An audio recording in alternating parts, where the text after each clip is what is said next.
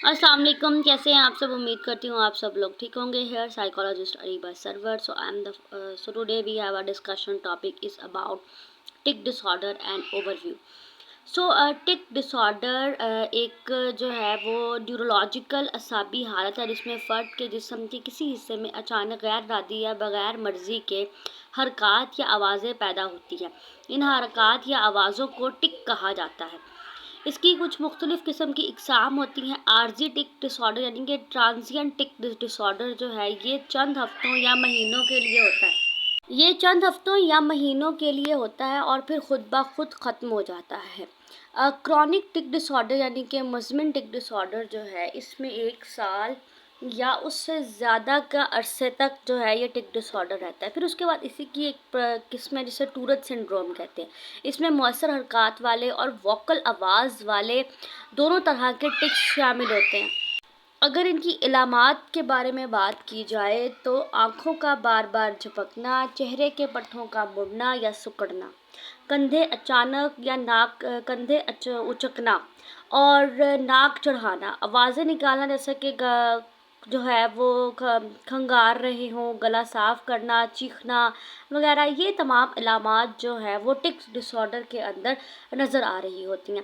इसकी वजूहात की बात की जाए तो दिमाग में केमिकल जैसे कि डोपामीन की गैर मुतवज़न मिक़दार का बढ़ जाना या कम हो जाना, मौरसी और विरासती अवामिल भी इसके अंदर शामिल होते हैं। सबसे ज़्यादा जो ज़हनी दबाव या थकन, किसी भी ज़हनी दबाव की वजह से भी ये टूरेट सिंड्रोम या टिक डिसऑर्डर जो है वो कॉज हो सकता है। बाज़ औक़ात किसी असाबी बीमारी की वजह से भी टिक डिसऑर्डर जो है वो किसी भी बच्चे के अंदर जो है वो कॉज हो सकता है। अब इसके इलाज की बात की जाए तो ये साइकोथेरेपी यानी कि नफ्सियाती इलाज जैसा कि बिहेवियरल थेरेपी और हैबिट रिवर्सल थेरेपी के ज़रिए इसको ट्रीट किया जाता है। और दवाएं अगर टिक बहुत ज़्यादा बढ़ जाए तो डॉक्टर अक्सर दवाएं भी तजवीज़ करते हैं। इसमें बहुत ज़रूरी है जो है वो रिलैक्सेशन टेक्निक्स जैसा कि गहरी सांस लेना, मरकबा हो गया होगा या फिर मददगार साबित होता है। टिक इसमें जो है ब्रीथिंग एक्सरसाइज जो है वो बहुत ज़्यादा बेहतरीन साबित होती है। अगर इसके पूरे ट्रीटमेंट प्लान की बात की जाए तो टिक डिसऑर्डर के इलाज और थेरेपी प्लान में इनिशियल असेसमेंट की जाती है, जैसे मरीज़ के टिक्स की नौइयत, शिद्दत और दुरानिया का जायज़ा लिया जाता है ताकि मालूम किया जा सके कि आखिर कौन सी इकसाम का टिक डिसऑर्डर उस बच्चे के अंदर मौजूद है। उसके बाद जो है वो मालूम किया जाता है कि टिक्स की मौसर हरकत वाले हैं या वोकल आवाज़ वाले हैं, ठीक है, क्योंकि हरकत और आवाज़ फिर उनकी उसी मुताबिक थेरेपी की जाती है। फिर उसके बाद मरीज़ के ख़ानदान का पस मंज़र, तालीमी कारकर्दगी और ज़हनी दबाव के अवामिल पर भी बात की जाती है। ये मरीज़ के ख़ानदान से तमाम तर डिस्कशन की जाती है। उसके बाद साइको एजुकेशन स्टार्ट होती है। साइको एजुकेशन के अंदर मरीज़ और ख़ानदान को बताया जाता है कि टिक डिसऑर्डर एक बेख्तियारी असाबी कैफियत है। बच्चा चाहे जितनी भी कोशिश कर ले लेकिन वो खुद ब खुद उसे रोक नहीं सकता, लेकिन उसको अगर जानबूझकर वो कुछ नहीं करता, घर वाले या उस्ताद समझते हैं कि मरीज़ पर हंसी या दबाव ना डालें जो है वो, क्योंकि उसके इख्तियार में नहीं होती है चीज़, और बिहेवियरल थेरेपी के थ्रू उसको जो है वो ठीक किया जा सकता है। बिहेवियरल थेरेपी में हैबिट रिवर्सल ट्रेनिंग करवाई जाती है जिसमें टिक कंट्रोल करने के लिए सबसे मौसर थेरेपी है। इसके मराहिल हैं कि टिक की शनाख्त की जाए, अवेयरनेस ऑफ ट्रेनिंग, यानी कि मरीज़ को सिखाया जाता है कि जब भी टिक शुरू होने वाला हो वो उसे पहचान सके।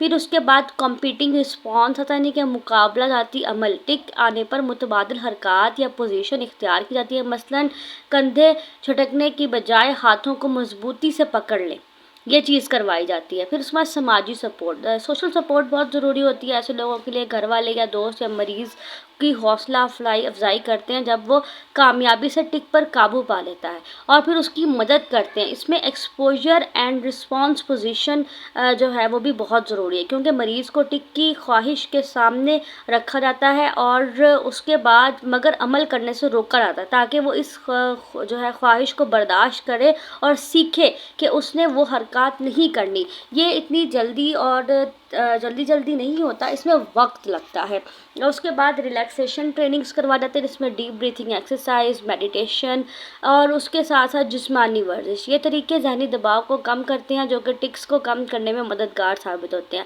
اور اگر ٹکس بہت زیادہ بڑھ جائے تو پھر اس میں دوائی کا جو ہے وہ بھی عمل دخل ہوتا ہے اور میڈیٹیشن کا. اگر تھراپی سے ٹکس نہ کنٹرول ہو رہے ہوں تو نیورولوجسٹ یا سائیکائٹرسٹ جو ہیں وہ درج ذیل دوائیاں جو ہے بچوں کو تجویز کرتے ہیں جس کے اندر اینٹی سائیکوٹک میڈیسنز ہوتی ہیں جس میں الفا ایگنوسز ہوتے ہیں. یہ دوائیاں ہمیشہ ڈاکٹر کے مشورے سے لینی چاہیے، خود سے کبھی استعمال نہیں کرنی چاہیے.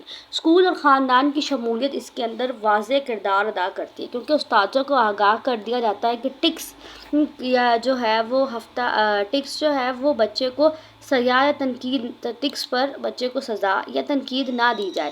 والدین بچے کو اعتماد اور محبت اور مثبت رویے سے چینج کرنے کی کوشش کریں. اس کا فالو اپ لیا جاتا ہے جس میں تھراپی کے سیشنز ہفتہ وار یا 15 روز کی بنیاد پر رکھے جاتے ہیں. مریض کی پروگریس کو دیکھتے ہوئے اس کی تمام تر ریکارڈنگز کی جاتی ہیں کہ آخر مریض رسپانس کیسا کر رہا ہے. کچھ جو ہے وہ بچے رسپانس اچھا کرتے ہیں، جلدی کرتے ہیں، جس کی وجہ سے ان کے ٹکس جو ہیں وہ جلدی ریکور ہونا سٹارٹ ہو جاتے ہیں.